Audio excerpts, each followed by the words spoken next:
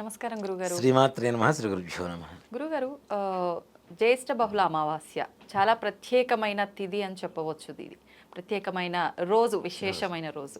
నిజంగా మామూలుగానే అమావాస్య రోజు మనందరం కూడా ఈ రకమైన పూజ చేసుకుంటే బాగుంటుంది, మీకు మంచి ఫలితం కలుగుతుంది, ఎక్కువగా పితృదేవతలకు సంబంధించిన పూజలు అవి చేస్తూ ఉంటాం. మరి ఈ జ్యేష్ఠ బహుళ అమావాస్య రోజు నిజంగా ఏ రకమైన పూజలు చేసుకోవచ్చు? ఈ రోజు కూడా పితృదేవతలకు సంబంధించినవేనా, లేదంటే ఇంకేమైనా పూజలు చేసుకోవచ్చా? ఎటువంటి ఆలోచన ఉన్నవాళ్ళు ఆ రోజు పూజ చేసుకోవచ్చు. ముఖ్యంగా అమావాస్య అనేది పితృదేవతలకు సంబంధించినటువంటి ఒక తిథి.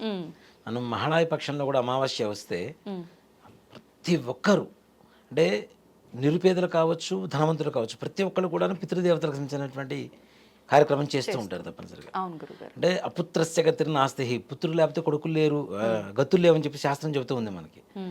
అలాంటి కొడుకులు తప్పనిసరిగా చేస్తే ఆనందించేటువంటి వాళ్ళు ఎవరంటే పితృదేవతలు. ముఖ్యంగా వాళ్ళ ఆనందం, ఆత్మఘోష నివారణ కలిగి వాళ్ళ ఆత్మ సంతోషంగా ఉంటే వంశాభివృద్ధి జరుగుతుంది అనేటువంటిది శాస్త్రం మనకి. మనం అంతమంది కూడా పితృదోషం అనేటువంటి దాని గురించి చెప్పుకున్నాం. అసలు ప్రతినిత్యం పితృతర్పణం చేయాలి అనేటువంటిది ఒక ధర్మం. అమావాస్య రోజున 2 తర్పణాలు ఉంటాయి. ఒకటి పితృతర్పణం, 2 యమతర్పణం. ఇది ఎప్పుడు వినలేదు. యమతర్పణం అనేది కూడా ఉంటుంది. పితృతర్పణం అనేది పితృదేవతలకు చేస్తుంటాం. వీళ్ళందరూ ఎవరి ఆధీనంలో ఉంటారు? యమధర్మరాజు ఆధీనంలో ఉంటారు. అలాగే మనకి మృత్యుదోషాలు పోవడం కోసం కూడా యమధర్మరాజుకు కూడా తర్పణం వదులుతారు. దాన్ని యమతర్పణం అంటారు. ఈ 2 నిత్యం, అంటే నిత్యం చేసినా చేయలేకపోయినా కనీసం అమావాస్య రోజున చేయగలిగితే, అంటే ఇక్కడ ఒకటేనన్న, అమావాస్య వచ్చేసరికి పితృదేవతల తిథి కదా, ఆ సమయానికి వాళ్ళు వేచి చూస్తుంటారు, నా కొడుకు చేతిలోంచి నాకు తర్పణం వస్తుంది.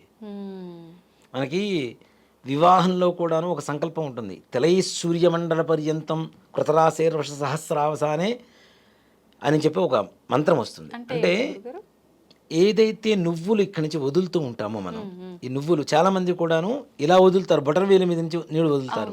బొటన వేలు మీద నుంచి వెళ్ళేది పితృతర్పణం కాదు. ఈ 2 వేళ్ల మధ్యలో, చూపుడు వేలుకి బొటన వేలుకి మధ్యలో ఉండేటువంటి ఈ ధార ఏదైతే ఉంటుందో, ఇక్కడి నుంచి కిందకి వెళ్తేనే పితృతర్పణం అవుతుంది. నువ్వులు చాలా మంది బొటన వేలుగా అద్దుకొని ఇక్కడి నుంచి వదులుతుంటారు. అది కాదు, అద్దుకోవాల్సింది ఇక్కడ. ఇట్లా నువ్వులు అద్దుకొని ఇక్కడి నుంచి వదులుతూ ఉంటే, ఇక్కడి నుంచి ఆ ధార పోతూ ఉంటే పితృతర్పణం అంటారు. ఇది పితృతీర్థం, ఇది దైవతీర్థం, ఇది ఋషి తీర్థం, ఇది పితృతీర్థం. కాబట్టి ఈ పితృతర్పణం అనేది ఇక్కడి నుంచి వదలాలి. ఈ నువ్వులు ఏవైతే మనం ఎన్ని నువ్వులైతే అక్కడ వదులుతున్నామో అన్ని జన్మల రాహిత్యం కలుగుతుంది ఇట్లా చనిపోయినటువంటి వాళ్ళకి. అన్ని జన్మల నుంచి చేసుకున్నటువంటి పాపాలు అన్నీ కూడా తొలగిపోయి విముక్తి కలిగి వాళ్ళ ఆత్మ ఘోష పోయి వాళ్ళు ఒక మంచి స్థానానికి పొందడం అనేది జరుగుతూ ఉంటుంది. అలాగే మధ్యాహ్నం మనకి 1 గంట 2 కాగానే భోజనానికి ఆకలిస్తుంది, పోయి కూర్చొని తింటాం కదా, మనకు తెలుసు కాబట్టి మనం తింటూ ఉంటాం. పితృదేవతలు ప్రతి అమావాస్యకి నా కొడుకు తర్పణం వదులుతాడు, ఆ నువ్వులే వాళ్ళ ఆహారం, ఆ నువ్వులే వాళ్ళ ఆహారం, ఆ నీళ్ళే వాళ్ళకి ఆహారంగా మారుతోంది. కాబట్టి మా పితృదేవతలు, మన కుటుంబానికి సంబంధించినటువంటి పెద్దలు మనం ఇచ్చేటువంటి ఆహారం కోసం ఎదురు చూస్తున్నారు అంటే మనం వదలకపోతే వాళ్ళని నిరాశపరుస్తున్నట్టేగా, ఖచ్చితంగా బాధ పెట్టినట్టే. ఇప్పుడు 100 మంది ఉంటారు, ఒక వృద్ధాశ్రమం తీసుకుందాం, 100 మంది ఉంటారు, 99 మంది పెద్దవాళ్ళ పిల్లలు వాళ్ళ దగ్గర వచ్చి పలకరించారు, ఒక్క పెద్ద ఆవిడ కొడుకు మాత్రం రాలేదు. ఎలా ఉంటుంది ఆవిడకి? నరకం కళ్ళ ముందు కదా. మరి కొంతమంది వ్యక్తులు ఈ పితృతర్పణం వదులుతూ ఉంటే మిగిలిన వాళ్ళతో కూడుకున్నటువంటి మిగిలిన పితృదేవతల పరిస్థితి ఏంటి? అంతే కదా, నిరాశపరిచినట్టేగా. బాధ, క్షోభ కలిగించినట్టు. ఓ మాట చెప్పండి, బాధ అది క్షోభ కలిగించినట్టు. క్షోభ మనకి మంచిదా? అస్సలు కాదు. చనిపోయిన వాళ్ళని పితృదేవతలు అంటున్నాం కదా, దేవతల క్షోభం మనకి మంచిది కాదు కదా. దేవతల అనుగ్రహం కావాలి, వాళ్ళు సంతోషంగా ఉంటే మనం సంతోషంగా ఉంటాం, మన వంశాభివృద్ధి కలుగుతుంది, మనం అనుకునే పనులు ముందుకు వెళ్తాయి. కాబట్టి పితృతర్పణం, యమతర్పణం అనేది తప్పనిసరిగా అమావాస్య రోజున వదలటం చాలా మంచిది. ప్రతి ఒక్కళ్ళు బ్రాహ్మణి తీసుకొచ్చుకోవాలా? లేదు, మీ నాన్నగారి పేరు చెప్పుకొని, మీ తాతగారు మీ ముత్తాతగారి పేరు చెప్పుకొని చక్కగా మీరు వదిలేసేయండి, దానివల్ల పోయేదేం లేదు. భావన ముఖ్యం ఇక్కడ, అంతేగాని మంత్రం ఒక్కటే ముఖ్యమని చెప్పటల్లా, భావన ముఖ్యమవుతుంది. మనం వదులుతున్నామా లేదా, పితృతర్పణం చేస్తున్నామా లేదా, ఇది ఒక్కటే భావన. కాబట్టి అలా చేయడం ద్వారా పితృదేవతల సంతృప్తి కలుగుతుంది. ఓకే. తప్పనిసరిగా మనకి భవిష్యత్ తరాలకి మంచి భవిష్యత్తుని ఇవ్వగలుగుతాం. అలాగే జ్యేష్ఠ బహుళ అమావాస్యకు ఉండేటువంటి ఒక ప్రత్యేకత కూడా ఉంది. ఏంటి గురు? మనం అంతకుముందు చెప్పుకున్నాం, ఒక్కొక్క పౌర్ణానికి ఒక్కొక్క నక్షత్రం వస్తుంది, దానివల్ల ఆ మాసానికి ఆ పేర్లు వస్తూ ఉంటాయని చెప్తున్నాం. అవును. జ్యేష్ఠ మాసానికి పౌర్ణమి రోజున వచ్చేటువంటి నక్షత్రం ఏంటంటే జ్యేష్ఠ నక్షత్రం. జ్యేష్ఠాదేవి అంటే ఎవరు? శనీశ్వరుడి భార్య లక్ష్మీదేవి యొక్క సహోదరి కదా, దరిద్ర దారిద్ర్య దేవత, అలక్ష్మి అంటారు అవును. కదా. జ్యేష్ఠ మాసంలో అమావాస్య రోజున కనుక లక్ష్మీదేవిని పూజ చేయగలిగితే ఒకటే సంకల్పం, మమ నివసిత గృహేషు అలక్ష్మీ నిర్గమన ద్వారా మహాలక్ష్మి ఆగమన ప్రాప్తి సిద్ధ్యర్థం. ఓకే. అలక్ష్మి దారిద్ర్యం ఇంట్లోంచి బయటికి వెళ్ళిపోయి, నిర్గమనం అంటే వెళ్ళిపోవటం, మహాలక్ష్మి ఆగమన ప్రాప్తి సిద్ధ్యర్థం, మహాలక్ష్మి నా ఇంటికి రావాలి అనేటువంటి సంకల్పంతో మీరు చూడండి, మార్వాడీస్ రాత్రిపూట అమావాస్య రోజున ప్రతి అమావాస్యకి పూజ చేస్తారు. రాత్రిపూట మనకి దీపావళి అమావాస్య ఏం చేస్తారు? అవును, పూజ రాత్రిపూట పూజ చేస్తాం. మనకి అమావాస్యకి లక్ష్మీ పూజ అనేటువంటి ఒక సంస్కృతి సంప్రదాయం అనేది ఉత్తర భారతదేశం నుంచి వచ్చింది. ఓకే. మనం పౌర్ణమి రోజున లక్ష్మీదేవికి, లలితమ్మ వారికి ఇట్లా పూజలు చేస్తూ ఉంటాం. మనకి ఎందుకంటే స్వస్తి శ్రీ చాంద్రమానేన అంది, చాంద్రమానం. వాళ్ళు స్వస్తి శ్రీ సౌరమానేన అని రాస్తారు. వాళ్ళు సౌరమానం అంటే సూర్యుడిని ప్రధానంగా తీసుకుంటారు. సూర్యుడికి ప్రధానమైనటువంటి తిథి ఏమిటి? అమావాస్య. కాబట్టి లక్ష్మీదేవిని వాళ్ళు విశేషంగా పూజ చేస్తారు. మార్వాడీస్ లక్ష్మీదేవిని ఎంత శ్రద్ధగా చేస్తారంటే అంత శ్రద్ధగా చేస్తారు. దాని వల్లనే వాడికి లక్ష్మీదేవి యోగం కలుగుతుంది. చాలా వరకు ధనవంతులుగానే ఉంటారు. వాళ్ళలో ముష్టితే వాళ్ళు ఎవరు ఉండరు. అస్సలు ఉండరు. ముఖ్యంగా ఒక మార్వాడి పుట్టాడు ఒక ఇంట్లో, పుట్టిన తర్వాత వాడికి 15 ఏళ్ళు రాగానే, వాడి చదువుతో సంబంధం లేదు, 15 ఏళ్ళు రాగానే ఫంక్షన్ చేస్తారు. మన ధోతి ఫంక్షన్ చేస్తాం కదా, అట్లానే ఫంక్షన్ చేస్తారు. చేసి తాత, తండ్రి, బాబాయ్, మేనమామలు ఇట్లా బంధువులు ఎవరైతే ఉంటారో తలా ఒక 5 లక్షలు ఇస్తారు వాడికి. 1 కోటిన్నర అవుతుంది. వాడితో ఒక హోల్సేల్ బిజినెస్ పెట్టిస్తారు.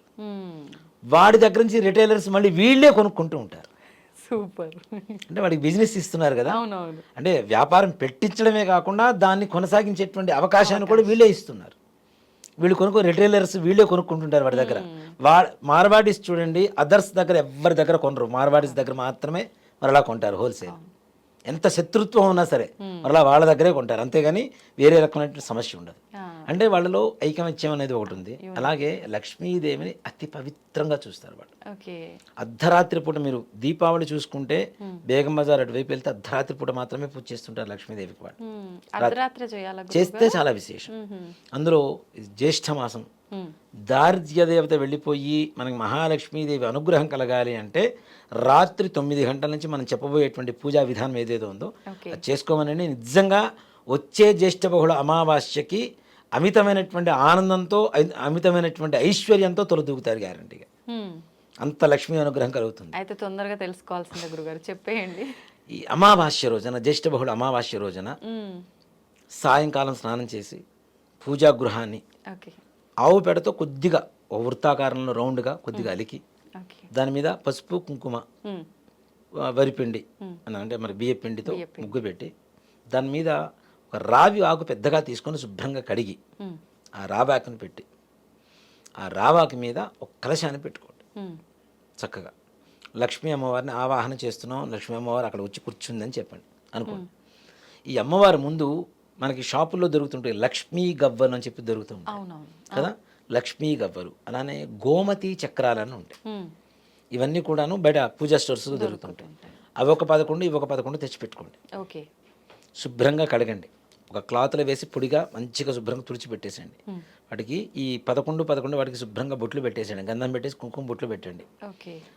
ఓం శ్రీం హ్రీం శ్రీం మహాలక్ష్మీ నమో నమః.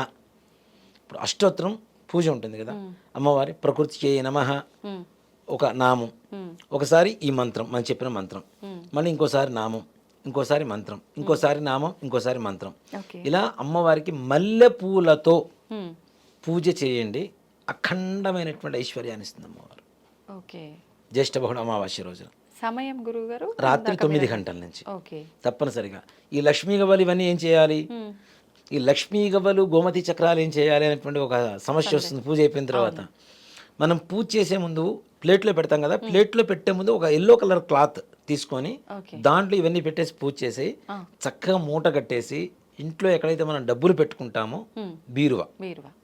ఎక్కడైతే డబ్బులు పెట్టుకుంటామో ఆ బీరువాలో ఆ మూలను చక్కగా ఈ మూట మూట పెట్టేసి రోజు దాని కొద్దిగా 2 అక్షతలు వేసి లక్ష్మీదేవి ఆ గవ్వల్లోనూ గోమతి చక్రాల్లో ఉన్నది అనేటువంటి భావనతో పూజ చేసుకుంటే తప్పనిసరిగా మహాలక్ష్మి అనుగ్రహం కలుగుతుంది.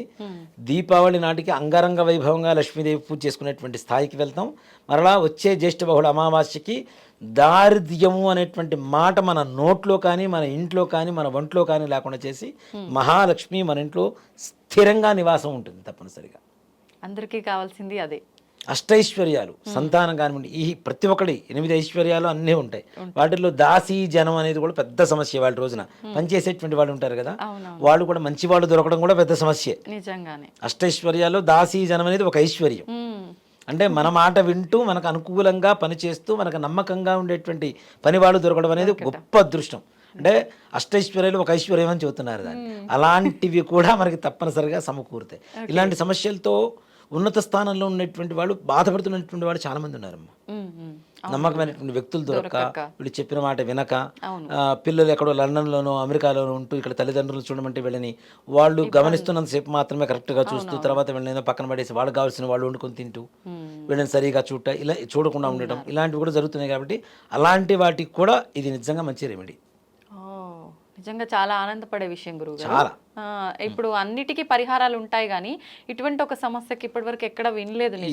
మన ఈ అమావాస్య రోజున కనుక చేయగలిగితే తప్పనిసరిగా లక్ష్మీదేవి అన్ని ఆవిడే దగ్గరుండి సంరక్షించుకుంటూ ఉంటుంది ఇంటిని. నిజంగా అద్భుతమైన రెమెడీ గురువుగారు. ధన్యవాదాలు. శ్రీమాత్రే నమః. శ్రీ గురుభ్యో నమః.